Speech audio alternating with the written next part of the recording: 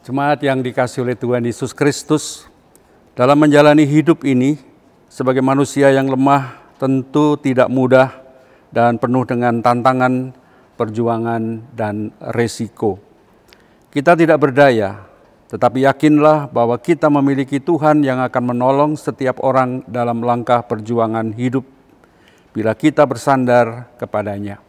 Seperti Yonatan, pejuang yang berani mengambil risiko. Saudara-saudara, mari kita awali ibadah ini dengan menyanyi bersama dari Nyanyikanlah Kidung Baru nomor 4, baitnya yang pertama, Nyanyikanlah dengan syukur.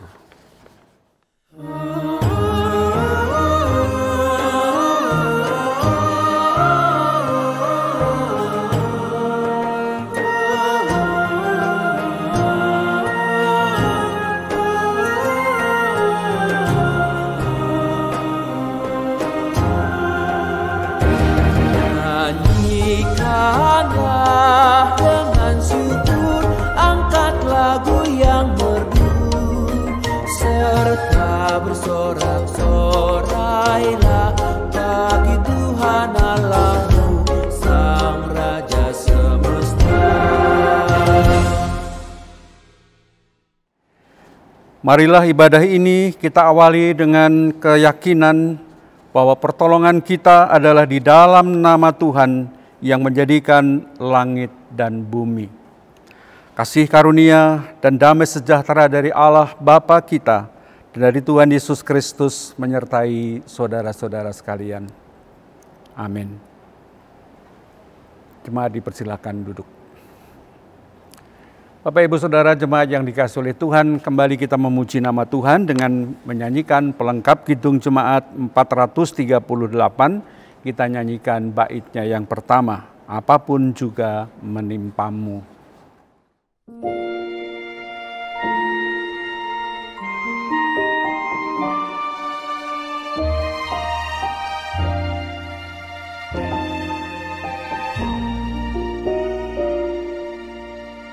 Apapun juga menimpamu, Tuhan menjagamu.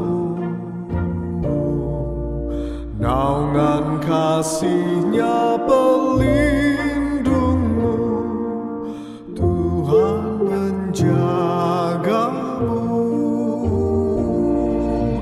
Tuhan menjagamu. Atau tegang, Dia menjagamu, Tuhan menjagamu.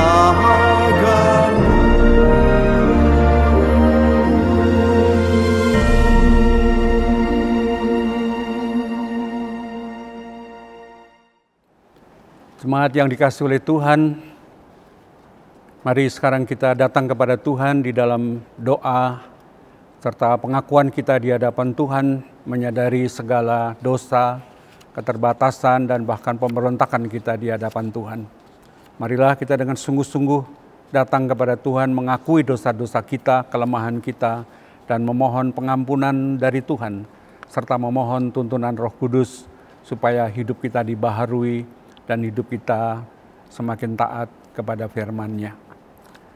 Saudara-saudara, saya persilahkan untuk mengambil saat teduh dan doa pribadi, dan nanti akan saya akhiri dengan doa bersama. Kita berdoa.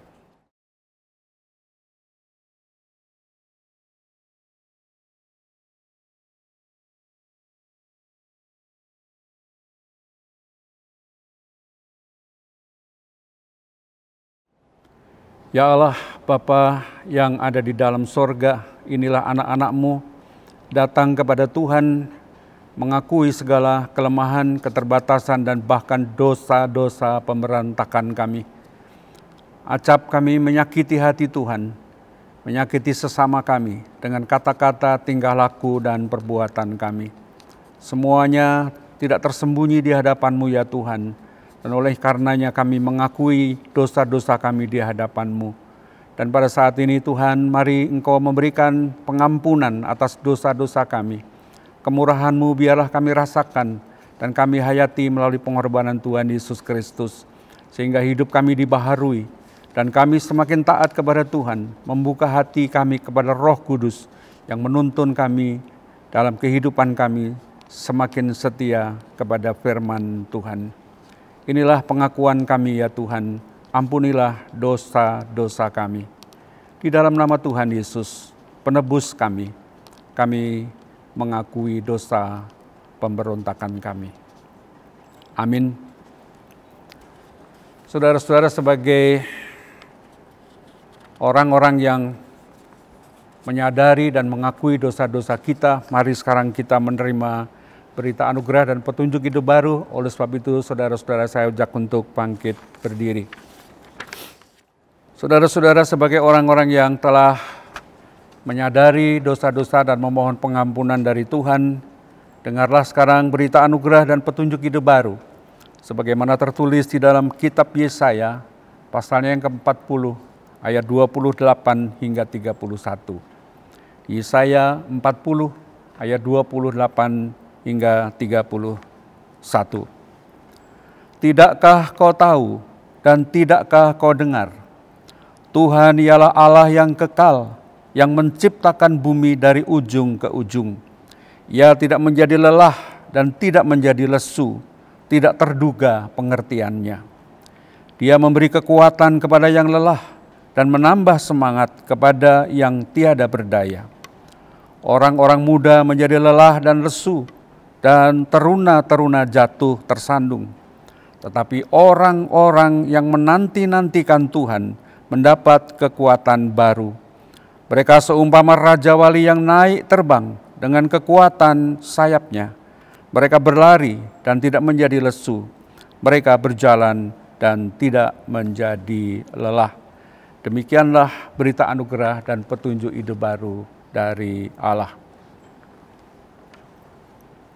Saudara-saudara, mari kita tanggapi firman Tuhan dengan menyanyikan nyanyian kesanggupan kita dari pelengkap Kidung Jemaat 242, baitnya yang pertama, Seindah Siang Disinari Terang.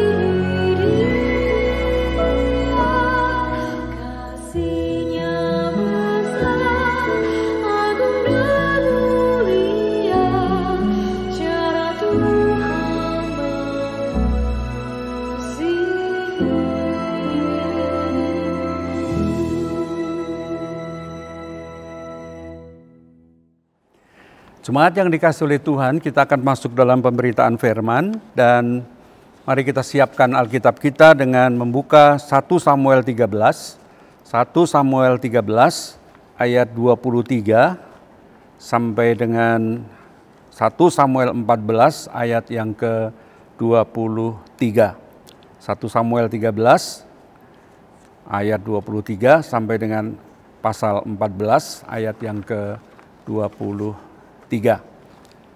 Dan sebelum kita membacanya, mari kita memohon pertolongan Roh Kudus dengan berdoa bersama. Ya Allah, Bapa kami di dalam Kristus, pada saat ini anak-anak Tuhan berhimpun akan membaca firman Tuhan yang tertulis di dalam Alkitab. Kami memohon Roh Kudus menerangi hati kami, supaya kami menerima firman Tuhan dengan sukacita. Dan oleh firman-Mu itu kami boleh menarik pengajaran kebenaran firman Tuhan dan kami memberlakukannya di dalam kehidupan kami sehari-hari. Kami memohon tuntunan Roh Kudus bagi kami semua. Demikian juga hamba-Mu yang hendak menyampaikan firman. Biarlah segala hal yang keluar dari mulutnya sungguh-sungguh adalah kebenaran firman Tuhan. Dan kami semakin mengerti maksud Tuhan dan memberlakukan firman itu di dalam kehidupan kami sehari-hari. Inilah doa kami dan permohonan kami untuk urapan Roh Kudus di dalam nama Tuhan kami Yesus Kristus. Amin. Bapak Ibu Saudara-saudara yang dikasihi Tuhan, mari kita membaca dari 1 Samuel 13 ayat 23 sampai dengan pasal 14 ayatnya yang ke-23. Di bawah judul Kepahlawanan Yonatan. Dan suatu pasukan pengawal orang Filistin telah keluar ke pelintasan gunung di Mikmas. Pada suatu hari Yonatan bin Saul berkata kepada bujang pembawa senjatanya, "Mari kita menyeberang ke dekat pasukan pengawal orang Filistin yang di sebelah sana." Tetapi tidak diberitahukannya hal itu kepada ayahnya. Adapun Saul duduk di ujung Gibea di bawah pohon delima yang di Migron, dan rakyat yang ada bersama-sama dengan dia itu kira-kira 600 orang banyaknya. Ahia anak Ahitub, saudara Ikabod, anak Pinehas, anak Eli, imam Tuhan di Silo, dialah yang memakai baju efod pada waktu itu. Tetapi rakyat tidak tahu tentang perginya Yonatan itu. Di antara pelintasan-pelintasan bukit yang dicoba Yonatan menyeberanginya ke arah pasukan pengawal orang Filistin, ada ujung bukit batu di sebelah sini dan ada ujung bukit batu di sebelah sana. Yang satu bernama Boses, yang lain bernama Sene. Ujung yang satu berdiri di sebelah utara di tantangan Mikmas, yang lain di sebelah selatan di tentangan Geba. Berkatalah Yonatan kepada bujang pembawa senjatanya itu, "Mari kita menyeberang ke dekat pasukan pengawal orang-orang yang tidak bersunat ini. Mungkin Tuhan akan bertindak untuk kita, sebab bagi Tuhan tidak sukar untuk menolong, baik dengan banyak orang maupun dengan sedikit orang." Lalu jawab pembawa senjatanya itu kepadanya, "Lakukanlah niat hatimu itu, sungguh aku sepakat."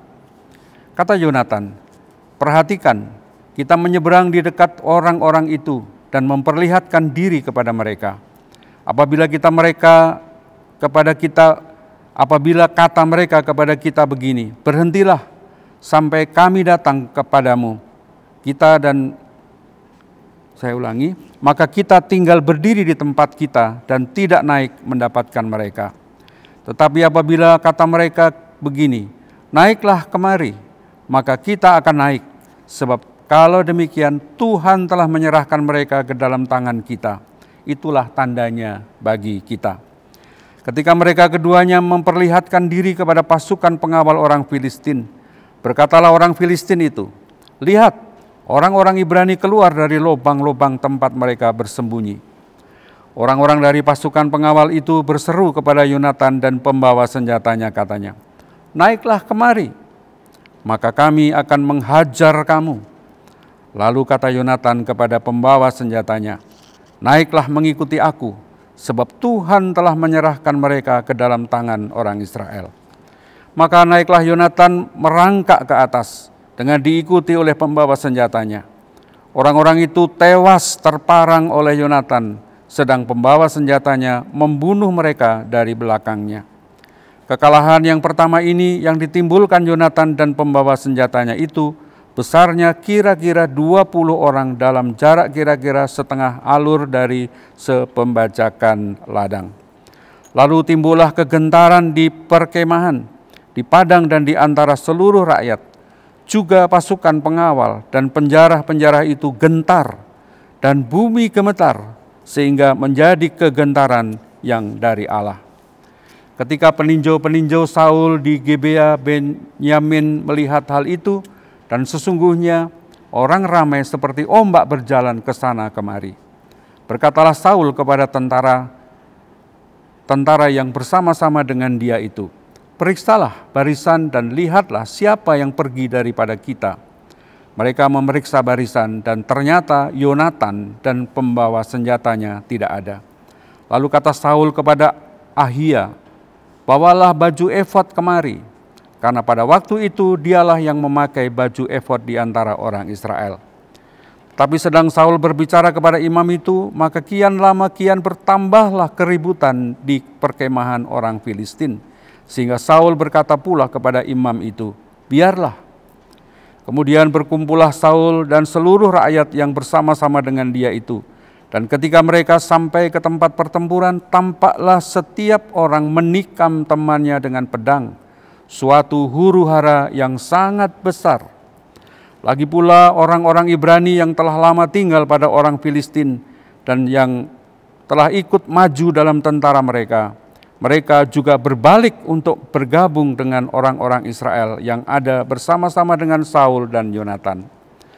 Bahkan ketika semua orang Israel yang telah bersembunyi di pegunungan Efraim mendengar bahwa orang Filistin telah lari, orang-orang itu pun bergabung dengan mereka dalam pertempuran. Demikianlah Tuhan menyelamatkan orang Israel pada hari itu. Pertempuran itu meluas sampai lewat Bet Awen. Demikianlah firman Tuhan, dan berbahagialah setiap orang yang mendengar firman Tuhan dan memeliharanya. Haleluya. Bapak, Ibu, saudara-saudara yang terkasih di dalam Tuhan Yesus Kristus, saya berharap dan berdoa saudara-saudara dalam keadaan yang baik, dalam keadaan sehat, dan dalam pemeliharaan Tuhan. Kami sekeluarga juga dalam keadaan baik. Kami berterima kasih itu juga semua karena doa-doa saudara, dan Tuhan senantiasa memelihara kami sekeluarga. Bapak, Ibu, saudara-saudaraku, tema khotbah minggu ini adalah Yonatan, pejuang yang berani mengambil resiko. Pejuang. Kata pejuang dalam Kamus Besar Bahasa Indonesia artinya memperebutkan sesuatu dengan mengadu tenaga atau berperang atau berjuang sekuat tenaga melakukan sesuatu, berusaha penuh mengatasi kesukaran dan bahaya. Nah, dalam pengertian seperti ini tentu kita bisa menderetkan banyak pejuang di dalam kehidupan kita. Misalnya pada masa-masa kemerdekaan kita mengenal para pejuang yang mempertahankan wilayah Indonesia dan merebut kemerdekaan. Kita mengenal Bung Tomo misalnya di Surabaya, atau Cut Nyak di Aceh, atau pejuang yang memperjuangkan emansipasi wanita. Kita mengenal Ibu Kartini. Tetapi juga ada pejuang-pejuang lain yang tidak berperang di dalam pengertian perang melawan penjajah. Kita mengenal pejuang-pejuang lingkungan hidup. Pemerintah misalnya menganugerahkan Kalpataru, sebuah piala yang merupakan apresiasi pemerintah terhadap orang-orang yang berjuang membangun atau membuat lingkungan alam menjadi lebih baik. Nah, dalam konteks sekarang tentu kita juga bisa mengenal pejuang-pejuang kesehatan yang sedang berjuang keras membuat terobosan atau membuat tindakan memulihkan orang-orang yang sedang sakit terpapar oleh virus corona yang berada di rumah sakit. Nah, banyak sekali pejuang-pejuang dalam kehidupan kita sehari-hari, dan pada saat ini kita mencoba mengenal seorang tokoh yang penting di dalam Alkitab, namanya Yonatan. Nama ini nama yang harum, nama yang baik, sehingga banyak orang juga kita mengenal namanya pakai Yonatan. Kita tahu saudara-saudara bahwa Yonatan ini adalah anak dari Raja Saul. Dia adalah seorang putra mahkota sebenarnya untuk menggantikan Saul nanti sebagai Raja Israel. Tetapi yang menarik, salah satu kisahnya di dalam Alkitab, di dalam kitab 1 Samuel misalnya, bagaimana kedekatan Yonatan yang putra mahkota ini dengan Daud. Dan kita tahu bagaimana Daud adalah orang yang memiliki relasi yang sekalipun berada di istana Saul, tetapi sebenarnya Saul ingin membunuh Daud. Dan kita tahu bagaimana upaya-upaya Saul untuk menghabisi Daud, karena dianggap bahwa Daud ini lebih terkenal di kalangan masyarakat ketimbang Saul. Tetapi dalam relasi Daud dan Saul yang tidak baik itu, Yonatan justru ingin melindungi Daud. Dia memiliki kedekatan yang luar biasa dengan Daud ini, yang adalah musuh ayahnya. Dan dikatakan bahwa Yonatan sangat mencintai, mengasihi Daud, sehingga dia melindungi Daud dalam ancaman dari ayahnya. Nah, dalam bacaan kita, Bapak Ibu Saudara-saudara, kita ingin mengenal lebih jauh tokoh Yonatan ini. Dan ada 3 hal yang saya ingin ajak soroti, bagaimana dikatakan sebagaimana tema kita pada saat ini adalah Yonatan pejuang yang berani mengambil resiko. Yang pertama yang mau saya catat adalah bahwa Yonatan adalah seorang pejuang yang responsif, merespons, menanggapi situasi dan kondisi bangsanya, yang peduli dalam kepada kondisi-kondisi yang dialami oleh bangsanya. Kalau kita membaca ayat-ayat sebelumnya, Bapak Ibu Saudara-saudara, kita melihat di sana bahwa pada waktu itu Israel sedang mendapat kepungan dari bangsa Filistin yang besar, yang kuat. Dan bahkan bagian dari kerajaan Israel itu sudah dikalahkan oleh bangsa Filistin, dan Saul mengalami kekalahan cukup besar di salah satu wilayah Israel. Dan di dalam situasi semacam itu, Yonatan menunjukkan kepeduliannya kepada bangsanya. Ketika bangsa Israel sedang terpuruk, mengalami ancaman dari musuh yang besar, kemudian Yonatan mengambil inisiatif yang luar biasa. Dan tadi kita membaca dia mengajak seorang yang disebutkan sebagai pembawa senjatanya, mungkin semacam pendampingnya yang setia menyertai dia. Dan diam-diam tanpa sepengetahuan orang tuanya, dia mengambil inisiatif untuk mendekati orang-orang Filistin yang mulai mengepung orang Israel. Ini luar biasa. Dia tidak mau berpangku tangan, dia tidak mau tinggal diam atau tidak mau menyerah begitu saja, tetapi justru dia mengambil inisiatif untuk mendekati di mana orang-orang Filistin sudah mulai mengepungnya. Seakan-akan saya melihat bahwa Yonatan ini orang yang tidak hanya mau bekerja kalau sudah disuruh, begitu kira-kira ya. Jadi dia mengambil inisiatif ketika dia melihat satu masalah, melihat kondisi yang membahayakan, dia mengambil inisiatif untuk bergerak. Dan dia mengajak pembawa senjatanya atau pengawalnya. Jadi seakan-akan ketika ada musuh, dia tidak mundur, tidak sembunyi, tapi justru mengatakan, ini loh dadaku, mana dadamu, kira-kira begitu ya. Jadi dia mau maju, dia responsif, dia menanggapi dan peduli untuk melindungi bangsanya.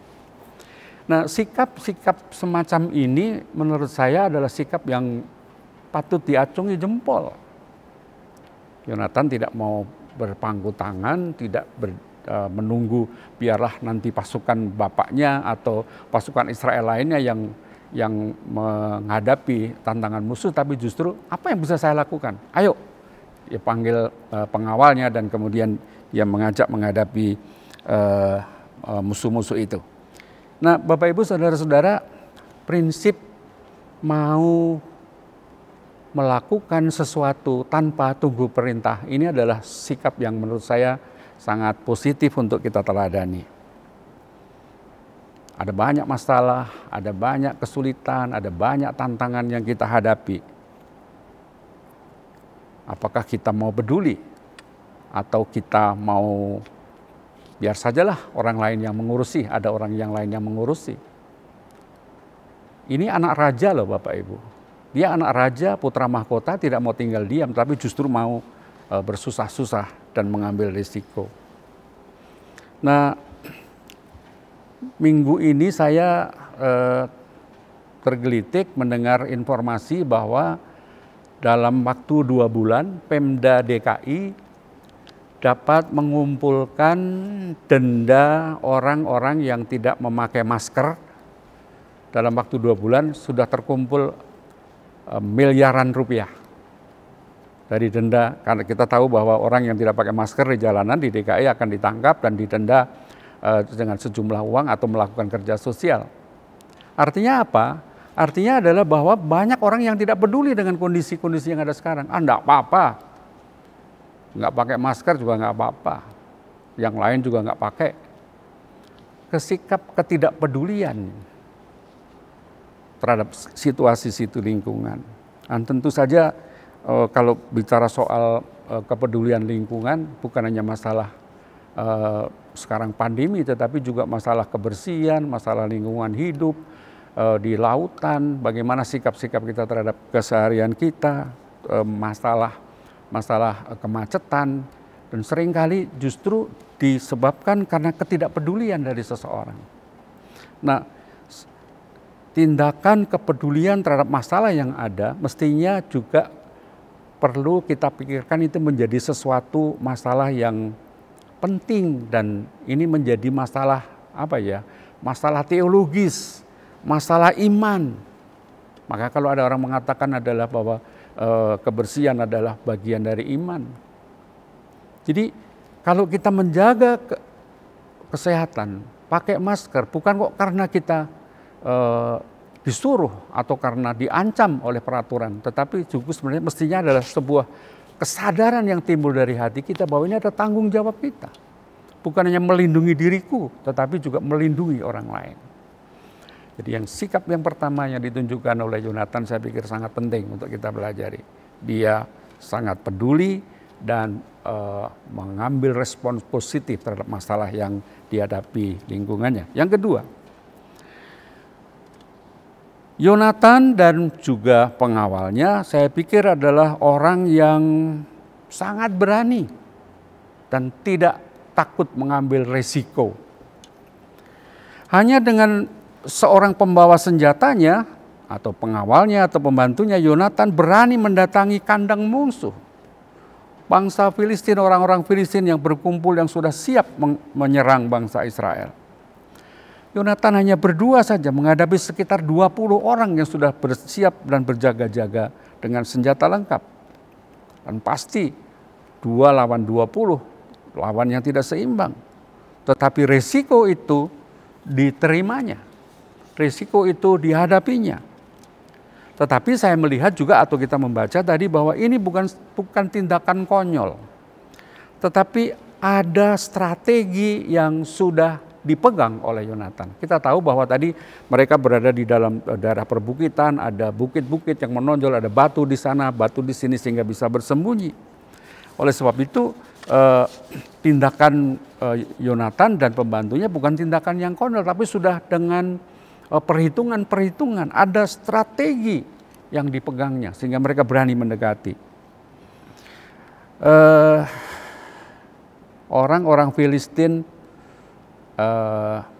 tentu dengan jumlah yang besar dan juga dengan senjata yang lengkap, mereka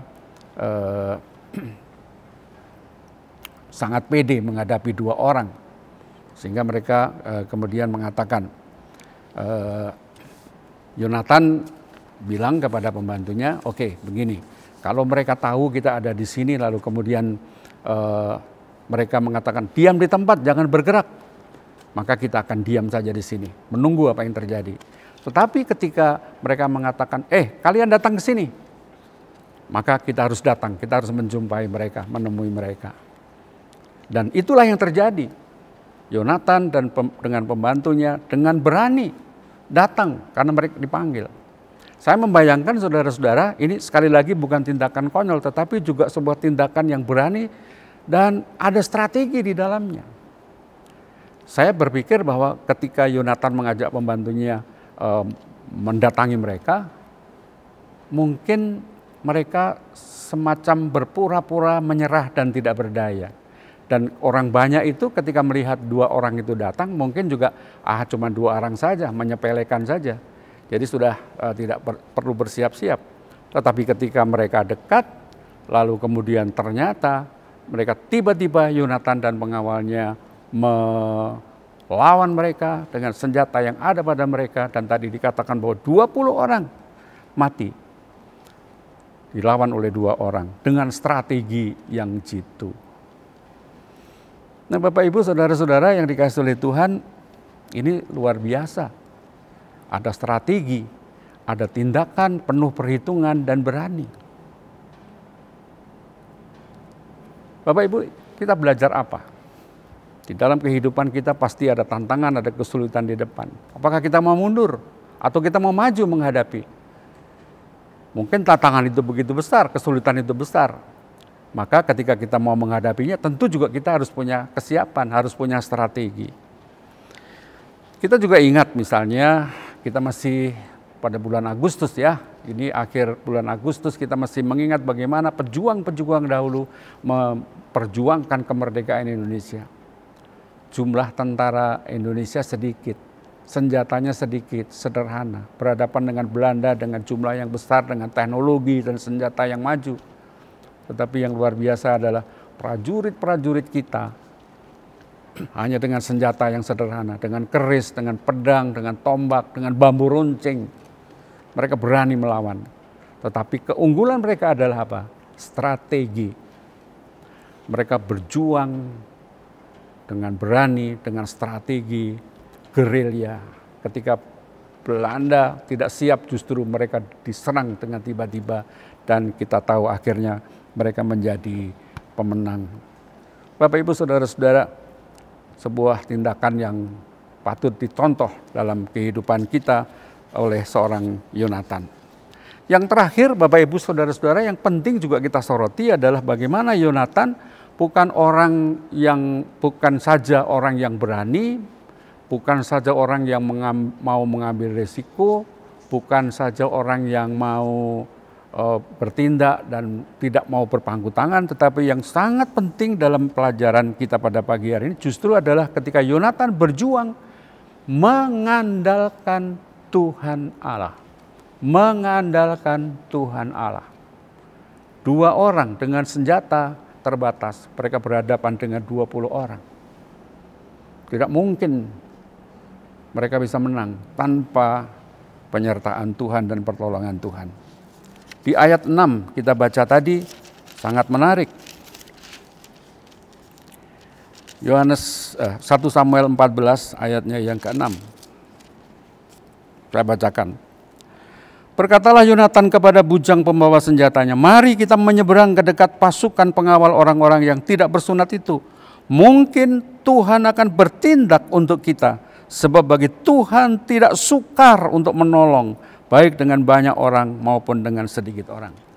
Keyakinan bahwa sekalipun jumlah kita sedikit, kemampuan kita terbatas, tetapi Tuhan sanggup melakukan itu.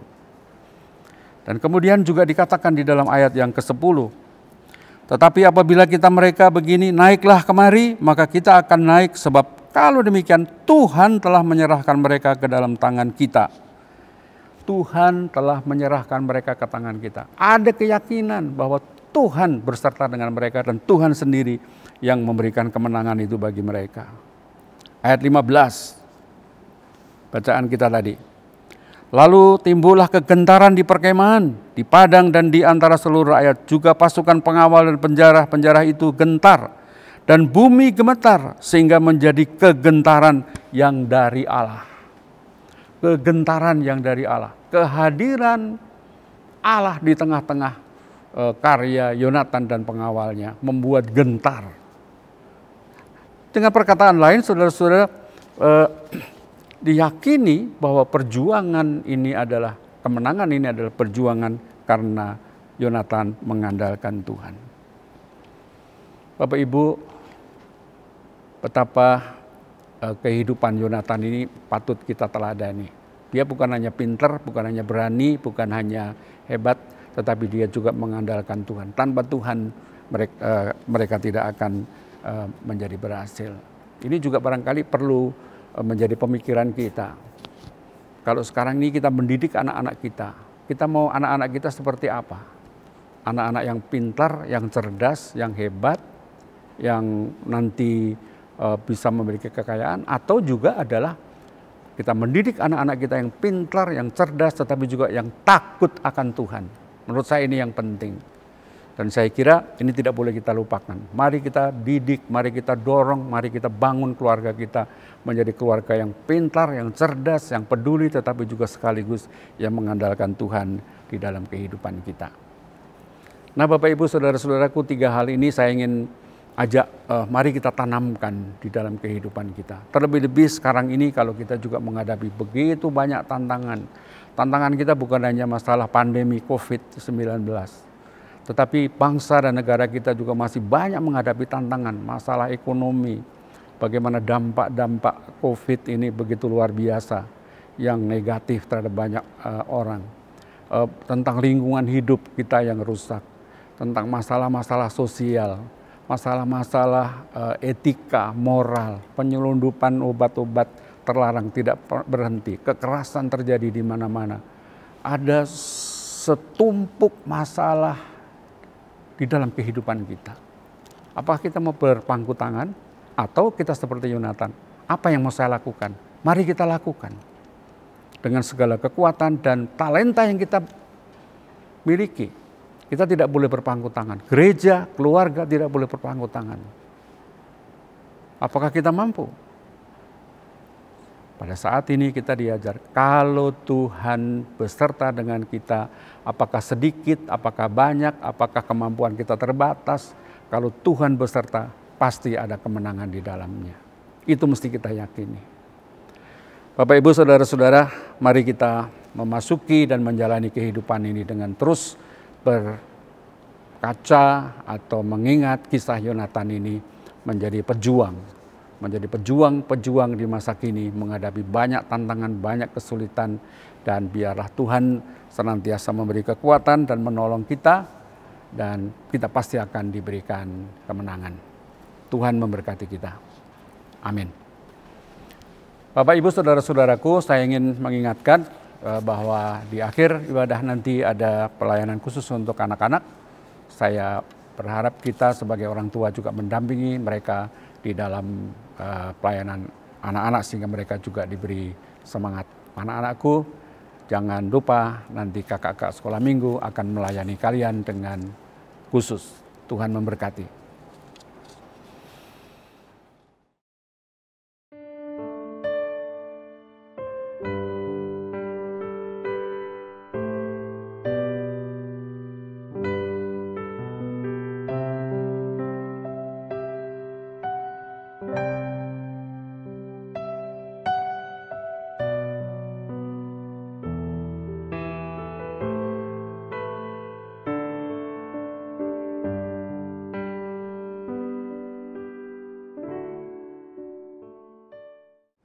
Bapak, Ibu, dan saudara-saudara jemaat yang terkasih, saya undang untuk bangkit berdiri.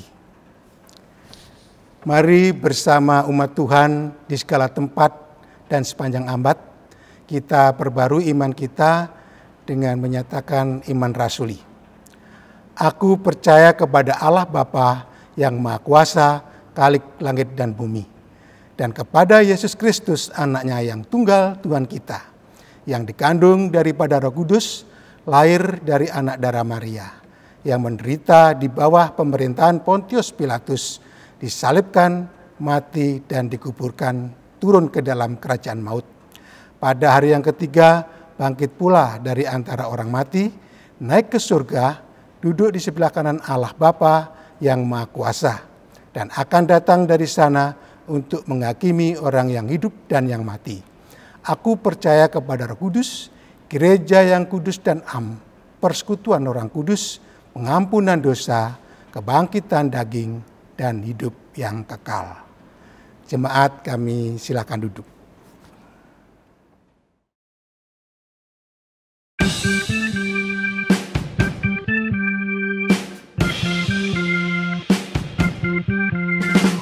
Arti ibadahmu kepada Tuhan, hati bersyukur.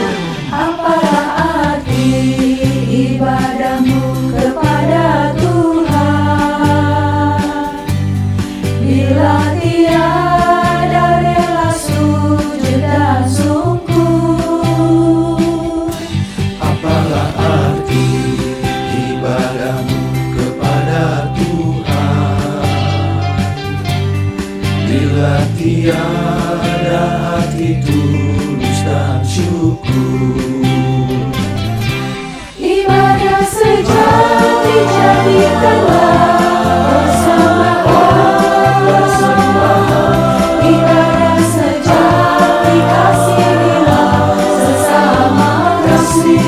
sesamaku.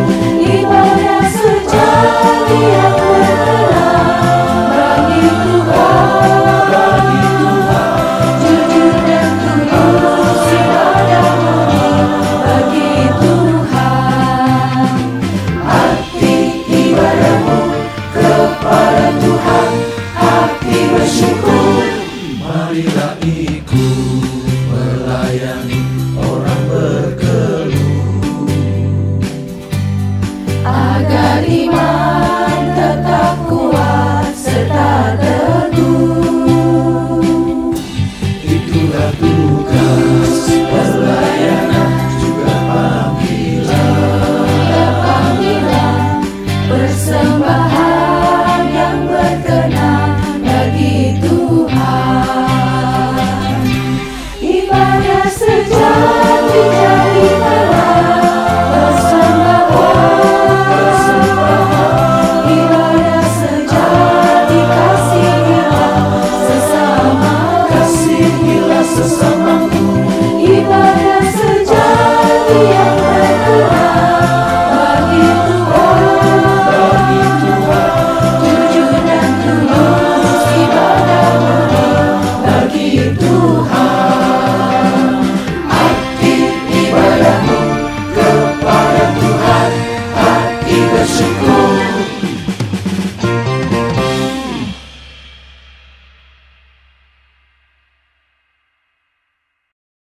Saudara-saudaraku yang dikasihi Tuhan Yesus, mari kita berdoa syafaat dan nanti kita akhiri dengan doa Bapa kami bersama-sama. Ya Allah, Bapa kami di dalam Tuhan Yesus Kristus, Allah yang kami sembah, kami puji senantiasa di dalam kehidupan kami. Kami memuji-Mu bersama dengan keluarga kami pada saat ini, seraya mengucap syukur kepada Tuhan karena kebaikan-Mu, kemurahan-Mu, kami dapat beribadah bersama pada saat ini. Kami mengucap syukur untuk firman Tuhan yang mengingatkan kami pada tokoh Yonatan yang berani, yang peduli akan lingkungannya, bangsanya, negaranya, dan senantiasa mengandalkan Tuhan Allah di dalam perjuangan kehidupannya. Mari Tuhan, Kau juga menolong kami di masa ini menghadapi tantangan, kesulitan, dan masalah-masalah bangsa dan negara. Kami juga berjuang dengan senantiasa mengandalkan Tuhan dan senantiasa kami memperoleh kemenangan karena kebaikan dan kasih Tuhan dalam hidup kami. Bapa di dalam surga, pada saat ini kami menaikkan doa syafaat kami. Pertama-tama kami mengingat saudara-saudara kami di dalam kelemahan tubuh mereka. Kami mengingat orang tua kami juga di dalam kelemahan keterbatasan mereka. Mohon kekuatan, mohon kesembuhan, mohon pemulihan yang dari Tuhan. Khususnya kami mau berdoa untuk Saudara Joko Sulistiono, Saudara Sri Hesti Indrawati, Ibu In Paulus, Ananda Elizabeth Ardi Nugroho, Ibu Rini Larastiati, Ibu Raminten, Ibu Kusnandia Bejo Prawoto. Kami berdoa untuk Ibu Sri Hartati Dawami Martono, Bapak dan Ibu Sunarto, Ibu Sunarsi Mulyo Sutarjo, Ibu Diana Krisnandari Marunduri, Bapak Sorsi Hite, Ibu Naomi Iska, Ananda Natania Widan, Bapak Yos Sunarjo, Ibu Sarmina Sadiman, Bapak Subarno, Ibu Yunian Rosa Lestari, Bapak Saryanto, Bapak Sabto Raharjo, Bapak Kalam, Bapak dan Ibu Gatot Raharjo, Ibu Sukarti, Ibu Syekh Murwani Rahayu, Bapak Taslim Dwijo Taryono, Bapak Harno Hadi, Bapak Soekarno Hadi Subroto, demikian juga Bapak Hartoyo, Ibu Amirah Jumadiono, Saudara Katon Prilaksono, Bapak Pitoyo, Ibu Puji Astuti, Bapak Aceh Mujiono, Bapak Bambang Sulistiono, Bapak Suyitno, Bapak S. Parmun, demikian juga Saudara Setio Gunawan. Bapak, mereka sungguh membutuhkan kekuatan, pemulihan, mujizat dari Tuhan. Kepada kuasa dan kasih-Mu kami menghantar mereka ya Tuhan. Lindungi mereka, jaga mereka, dan sembuhkan, pulihkan pada waktunya. Ajar kami untuk bersabar, ajar kami untuk senantiasa mengandalkan Tuhan di dalam kehidupan kami. Kami juga secara khusus berdoa untuk keluarga Ibu Dewi Mulyono. Beberapa waktu yang lalu Tuhan berkenan memanggil Bapak Mulyono. Dan kami mengimani bahwa Bapak Mulyono sudah bersama dengan kemuliaan Tuhan di dalam kerajaan-Mu.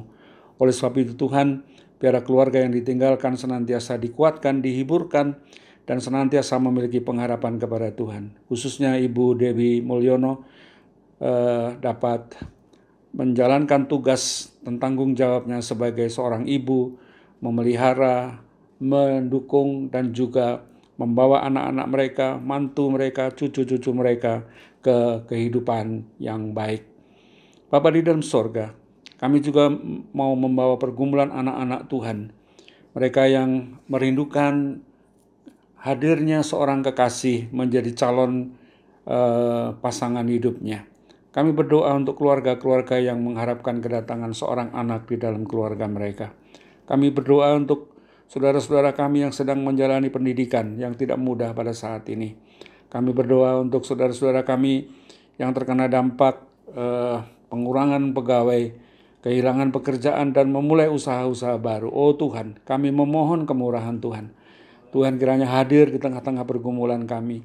Dan saudara-saudara kami itu pada akhirnya mendapat jalan keluar yang dari Tuhan sendiri. Oh Bapa di dalam surga, di tengah-tengah kesulitan masalah kehidupan kami, biarlah kami tidak meninggalkan Tuhan, tapi justru semakin mendekatkan diri kami kepada Tuhan, mengandalkan Tuhan di dalam setiap pergumulan kehidupan kami. Oh Bapa di dalam surga, pada saat ini kami masih terus berdoa memohon kemurahan Tuhan untuk bangsa dan negara kami khususnya yang terdampak pandemi COVID-19. Begitu banyak saudara kami yang masih dirawat di rumah sakit dan dalam situasi khusus harus menjalani pengobatan mandiri di rumah. Mari Tuhan, Engkau hadir dan menolong mereka, memberi kesembuhan dan pemulihan.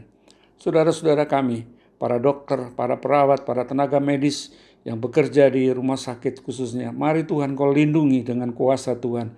Tuhan beri semangat, Tuhan berikan kemampuan mereka memberi yang terbaik, sehingga mereka juga dipakai menjadi tangan-tangan Tuhan, menyatakan kuasa pemulihan Tuhan bagi pasien-pasien yang menjadi tanggung jawab mereka. Kami berdoa bagi pemerintah Indonesia dan pemerintah bangsa-bangsa di dunia yang ingin dan berusaha mendapatkan obat yang khusus dapat menghancurkan virus corona ini. Mari Tuhan Kau berkati supaya dalam waktu yang tidak terlalu lama obat itu dapat segera diproduksi dan kemudian virus ini segera dapat ditumpas dan kami boleh mengalami kehidupan yang lebih baik dan lebih sehat. Dan sementara saat ini kami masih berada dalam masa pandemi, Tuhan menolong kami juga untuk tetap bertanggung jawab, menjaga kesehatan kami, memakai masker, tinggal di rumah, membatasi pertemuan-pertemuan dan sebagainya, sehingga kami boleh berperan juga ini sebagai tanggung jawab kami, menciptakan kesehatan, memutus rantai corona ini ya Tuhan. Dan kami dapat memberikan yang terbaik untuk membuat kesehatan kami terjaga. Terima kasih Bapa di dalam surga. Engkau juga mengetahui pergumulan-pergumulan kami pada saat ini. Biarlah Tuhan hadir, Tuhan menolong, dan yakinkan kami Tuhan bahwa Engkau senantiasa memiliki rencana yang baik, yang indah di dalam kehidupan kami. Pada akhirnya ya Tuhan, kami menyerahkan seluruh kehidupan kami, kehidupan keluarga kami, kehidupan gereja-Mu, keadaan bangsa dan negara kami. Kami mohon pertolongan Tuhan. Biarlah Engkau sungguh-sungguh kami pegang ya Tuhan Yesus menjadi Tuhan, menjadi juru selamat yang akan menyelamatkan kehidupan kami. Dan kami berdoa dan menyerahkan segala pergumulan kami hanya di dalam nama Tuhan Yesus yang sudah mengajar kami berdoa bersama. Bapa kami yang di sorga, dikuduskanlah nama-Mu, datanglah kerajaan-Mu, jadilah kehendak-Mu di bumi seperti di sorga. Berikanlah kami pada hari ini makanan kami yang secukupnya, dan ampunilah kami akan kesalahan kami, seperti kami juga mengampuni orang yang bersalah kepada kami. Dan janganlah membawa kami ke dalam pencobaan, tetapi lepaskanlah kami dari yang jahat. Karena Engkaulah yang mempunyai kerajaan dan kuasa dan kemuliaan sampai selama-lamanya. Amin.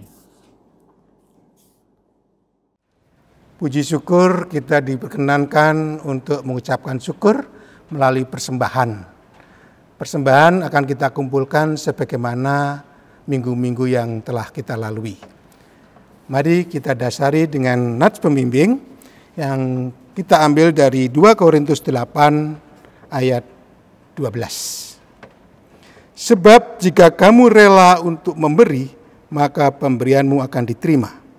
Kalau pemberianmu itu berdasarkan apa yang ada padamu, bukan berdasarkan apa yang tidak ada padamu. Mari kita kumpulkan persembahan kita dengan memuji Tuhan dari Kidung Jemaat 439 bait yang pertama. Bila topan keras melanda hidupmu.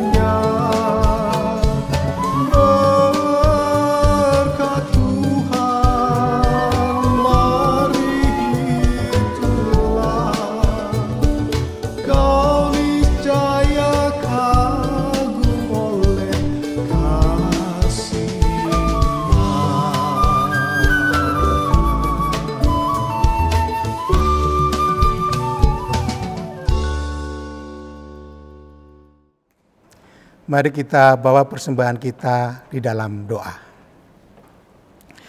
Tuhan Allah Bapa kami yang Maha Pengasih, sumber kehidupan dan berkat, kami bersyukur untuk penyertaan dan pemeliharaanmu yang begitu luar biasa. Engkau mencukupkan kami dari hari lepas hari. Pada kesempatan ini kami mengucapkan syukur melalui persembahan kami. Kiranya persembahan ini Tuhan berkati, Tuhan terima agar menjadi berkat di dalam pelayanan gereja kami. Ajarkan kami untuk bisa mempersembahkan yang terbaik di hadapan Tuhan. Di dalam nama Tuhan kami Yesus Kristus, kami bawa persembahan kami. Amin. Saudara-saudaraku yang dikasihi oleh Tuhan, jemaat yang diberkati, kita akan mengakhiri ibadah kita, dan sebelum kita mengakhiri ibadah, kita diingatkan sekali lagi bahwa kita sebagai anak-anak Tuhan dipanggil untuk senantiasa menjadi pejuang-pejuang di masa kini di segala bidang. Mari kita gunakan setiap talenta dan kemampuan kita untuk menghadapi, ikut mengatasi, meringankan situasi-situasi yang kita hadapi pada saat ini. Dan Yonatan menjadi sebuah tokoh atau teladan bagi kita sekalian. Mari kita berdiri, Bapak Ibu Saudara-saudara, kita mengakhiri ibadah kita dengan menyanyikan nyanyian pengutusan pelengkap Kidung Jemaat 165. Kita nyanyikan bait 1 dan 2, Janji yang Manis.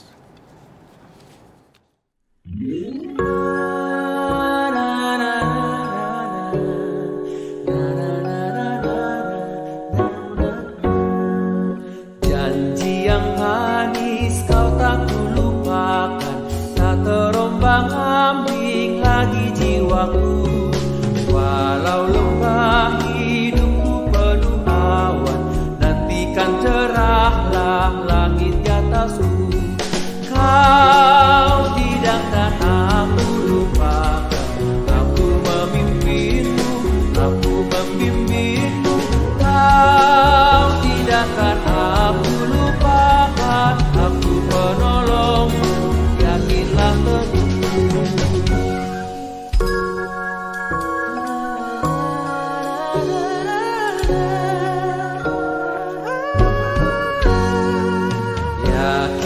janji kau tak lupakan.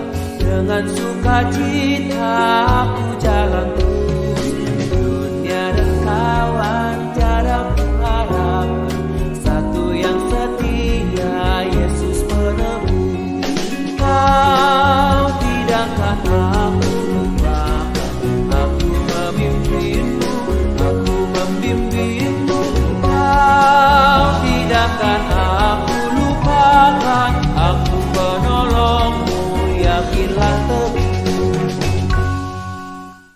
Kini arahkanlah hatimu kepada Tuhan dan dengan sukacita terimalah berkat-Nya.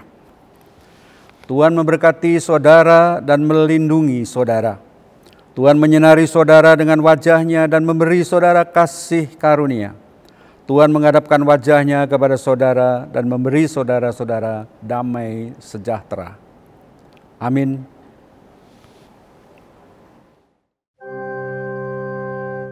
Haleluya, amin.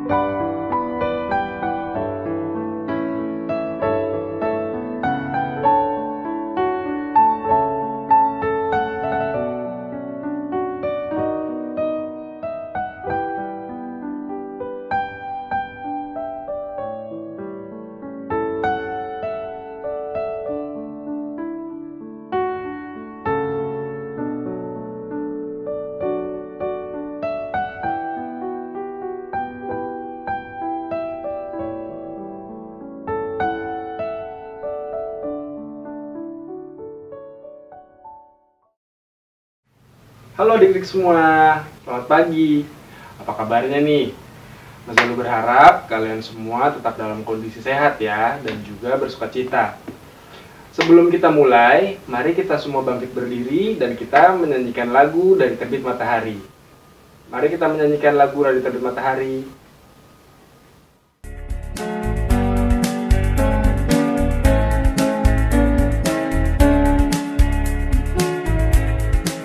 Dari terbit matahari sampai pada masuknya, biarlah nama Tuhan dipuji.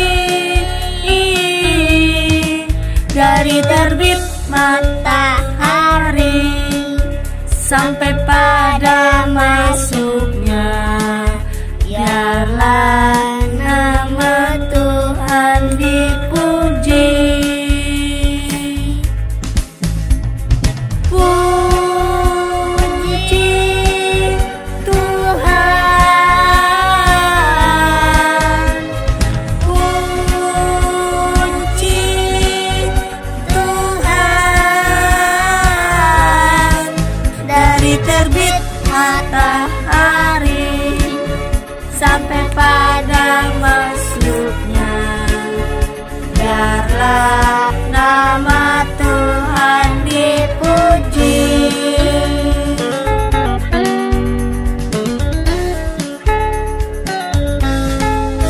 Dari terbit matahari sampai pada masuknya, biarlah nama Tuhan dipuji. Dari terbit matahari sampai pada masuknya, biarlah nama Tuhan dipuji.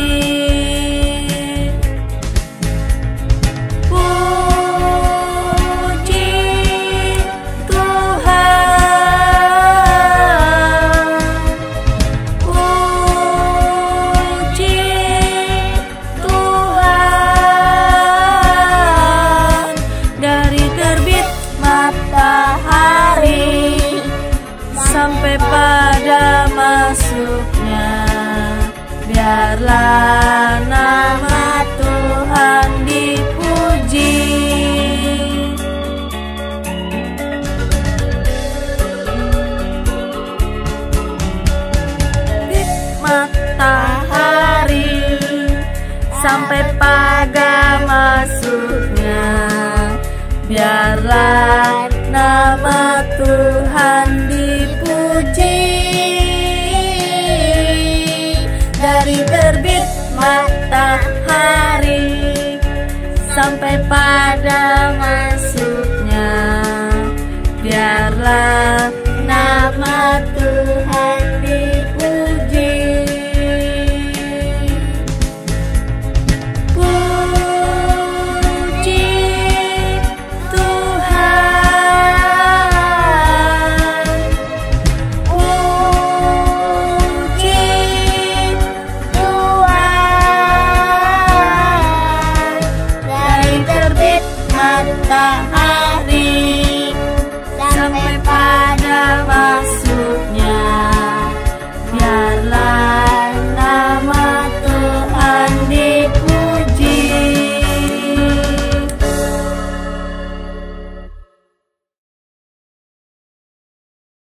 Sebelum kita masuk dalam bacaan, mari adik-adik semua kita kembali menyanyikan lagu Yesus Pokok.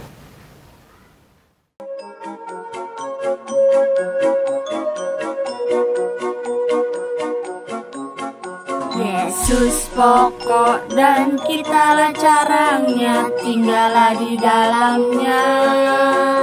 Yesus pokok dan kitalah carangnya, tinggallah di dalamnya.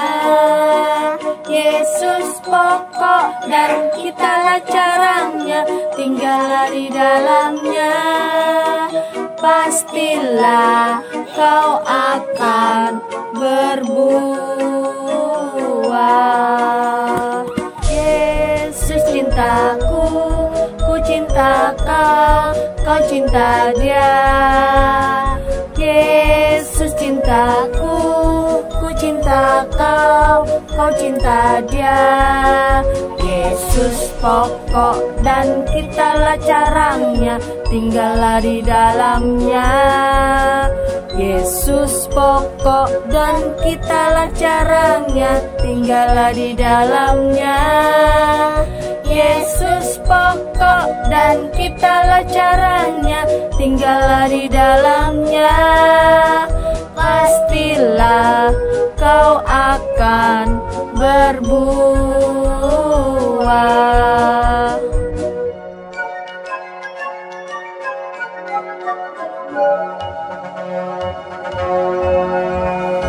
Yesus pokok dan kitalah carangnya, tinggallah di dalamnya.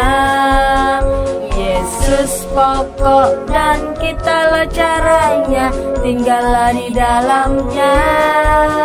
Yesus pokok dan kitalah carangnya, tinggallah di dalamnya. Pastilah kau akan berbuah. Yesus cintaku, ku cinta kau, kau cinta dia.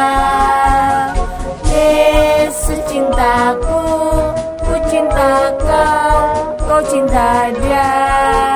Yesus pokok dan kitalah carangnya, tinggallah di dalamnya.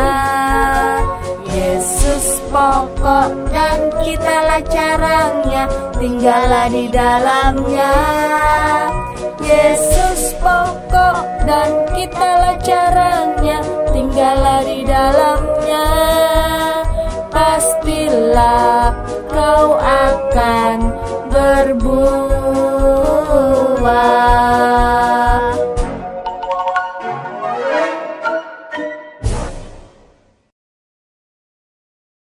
Shalom adik-adik, kita ketemu lagi. Gimana kabarnya? Tentu sehat semuanya ya. Nah, firman hari ini kita ambil dari Keluaran 3 dan 4. Tapi sebelumnya kita mau berdoa dulu ya. Tuhan Yesus, terima kasih untuk penyertaan-Mu. Sekarang kami mau mendengarkan firman-Mu. Gemburkan tanah hati kami Tuhan, supaya firman-Mu selalu melekat di hati kami dan kami bisa lakukan di dalam kehidupan kami. Terima kasih Tuhan Yesus, haleluya, amin. Nah, kita sebelum mendengarkan firman Tuhan, ada drama nih. Ada apa ya? Kenzo, Bunda ke warung dulu ya. Kamu jagain adeknya ya.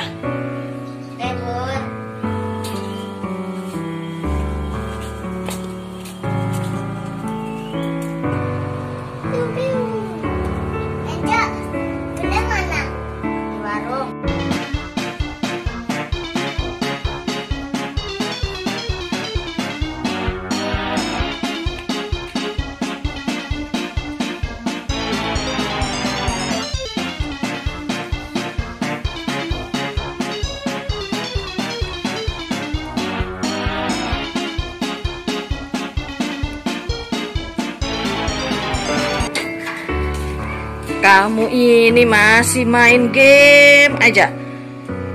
Adik kamu mana? Nggak tahu. Loh, gimana sih, kan Bunda suruh kamu jaga. Coba cari. Adik di mana? Bun, Bunda nggak ada. Loh, gimana sih? Tadi nyusul Bunda. Nyusul Bunda gimana? Terus kamu nggak liatin?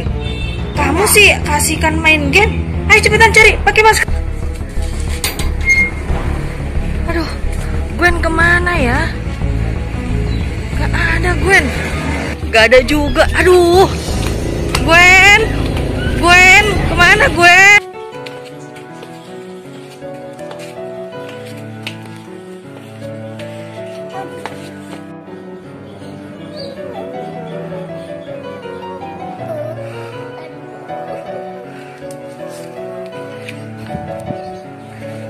Nah ini dia. Iya, Dek. Dek, kamu nggak apa-apa, Dek? Hah? Nggak apa-apa. Wah, sini sayang. Yuk kita pulang.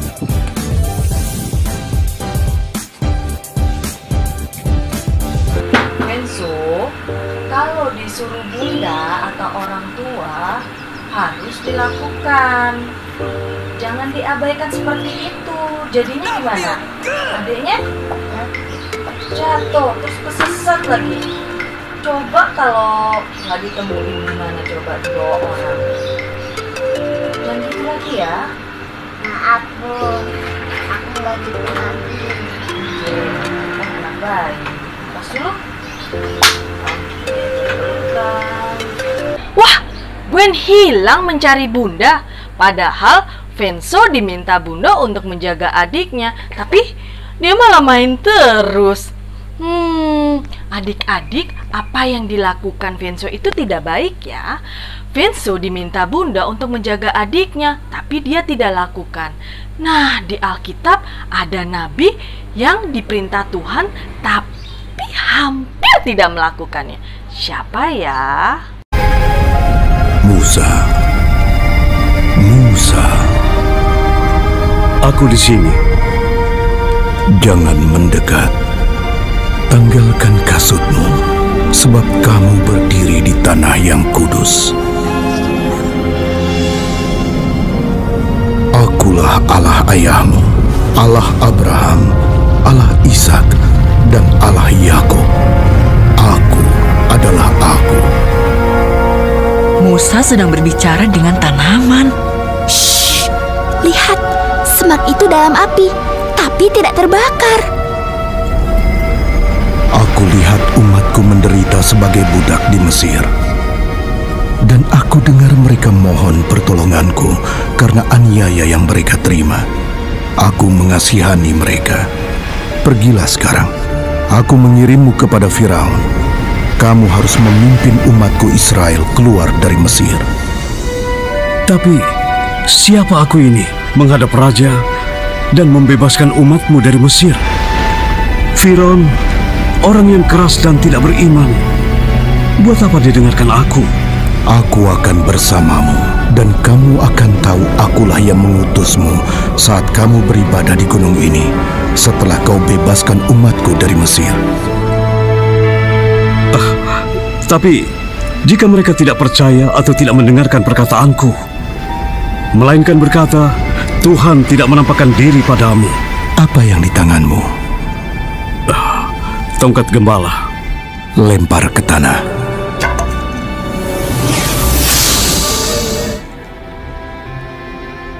Ulurkan tanganmu dan pegang ekornya.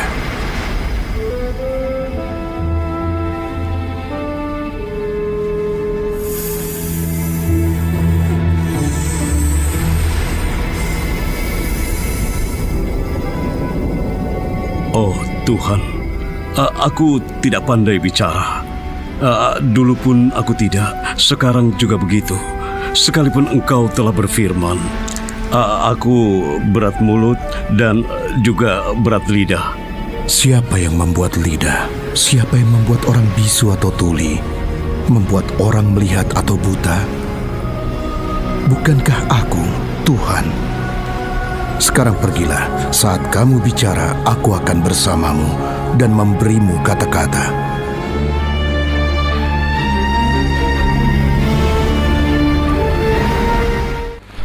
Nah, kita sudah lihat ceritanya Musa. Nah, siapa yang mau diutus Tuhan dan diperintah Tuhan untuk melakukan pekerjaannya seperti Musa? Siapa? Siapa? Kamu ya? Iya, kamu. Tahu tidak, kita ini rekan kerja Allah. Rekan kerja Allah itu apa ya? Artinya kita dipercaya Tuhan untuk melakukan pekerjaannya. Lalu pekerjaannya apa? Pekerjaannya untuk mewartakan firman Tuhan supaya orang lain tahu. Caranya gimana, Mbak? Oke, catat ya. 1. Mau. Tuhan tidak mencari anak-anak yang sempurna. Contohnya Musa. Musa tidak bisa berbicara, tapi Tuhan pakai untuk membawa bangsa Israel keluar dari Mesir. Nah, tapi aku kan kecil, lemah, banyak kekurangannya. Ingat, Tuhan bisa pakai siapa aja. Yang penting kamu mau. Kamu tahu nggak? Contohnya, Gracia Evifania. Dia punya kekurangan, tidak bisa melihat dari kecil, tapi Tuhan pakai melalui suaranya untuk menyanyikan lagu-lagu rohani dan didengarkan oleh banyak orang. Nah, jadi kamu mau nggak? Nanti kalau ada guru-guru sekolah minggu yang minta kamu untuk ambil bagian dalam ibadah, mau ya? Yang kedua, percaya. Waktu kita nyebrang bareng sama papa mama, kita pegangan tangan papa mama kan, karena kita percaya kalau papa mama menyertai kita sampai di seberang dengan selamat. Apalagi Tuhan, kita harus percaya bahwa Tuhan menyertai kita. Seperti Musa, ketika dia percaya, dia bisa bawa bangsa Israel keluar dari Mesir. Selain itu, kita minta Roh Kudus untuk memberikan hikmat. Hikmat untuk memberikan ide-ide, rencana, dan harus bagaimana di pikiran kita. Contohnya ketika Musa terdesak dan dikejar bangsa Mesir dan di depannya ada Laut Merah, dan Tuhan berkata untuk membelah Laut Merah itu. Nah, yang ketiga adalah lakukan. Mau udah, percaya udah, tapi gak dilakukan. Tapi Mbak Dayu, aku kan gak siap. Aku kan masih malu. Aku kan takut. Hello, tadi katanya udah percaya kalau Tuhan menyertai. Nah, kamu harus semangat, bertekad kuat, bisa melakukan pekerjaan Tuhan. Nah, kamu pasti bisa karena kamu anak hebat. Dan ketika engkau berpegang kepada Tuhan, apapun bisa dilakukan. Nah, sekarang Mbak Dayu kasih challenge nih untuk kelas 1 sampai kelas 6.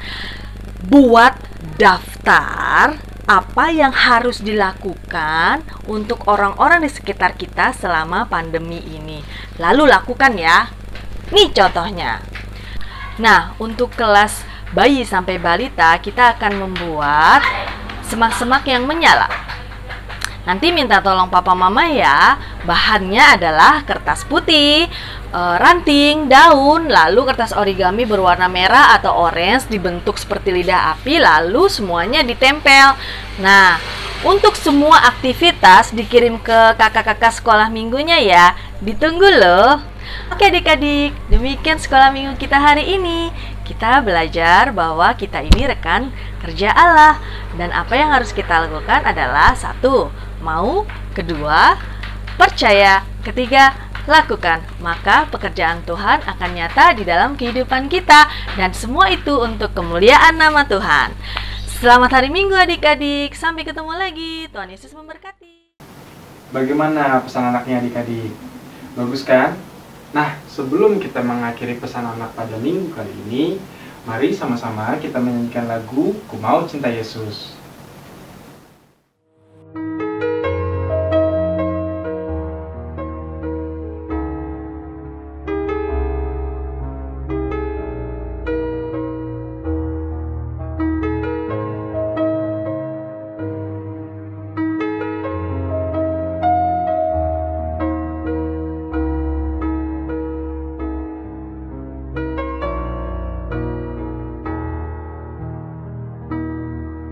Ku mau cinta Yesus selamanya. Ku mau cinta Yesus selamanya. Meskipun badai silih berganti dalam hidupku, ku tetap cinta Yesus selamanya.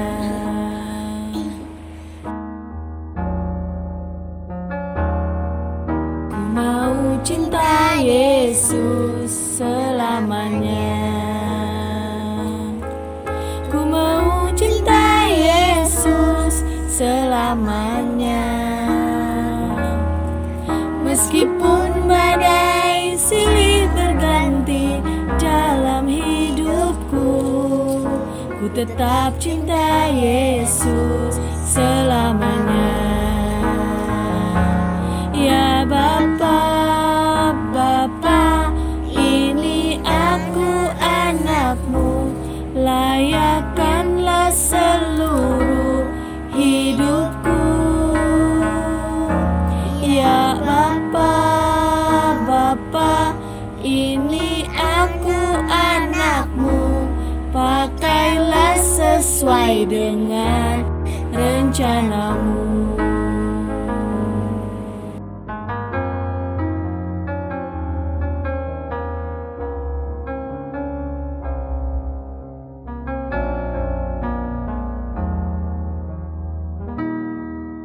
Ku mau cinta Yesus selamanya.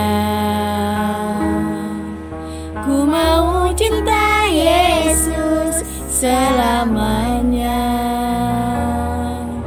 Meskipun badai silih berganti dalam hidupku, ku tetap cinta Yesus selamanya. Ya Bapa, Bapa, ini aku anakmu, layakkanlah seluruh hidupku. Ya Bapa, Bapa, ini aku anakmu, pakailah sesuai dengan rencanamu.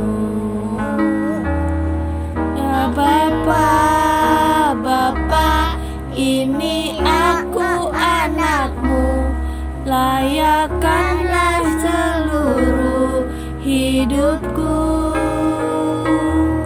Ya Bapa, Bapa, ini aku anakmu, pakailah sesuai dengan rencanamu. Pakailah sesuai dengan rencanamu. Pakailah sesuai dengan rencanamu.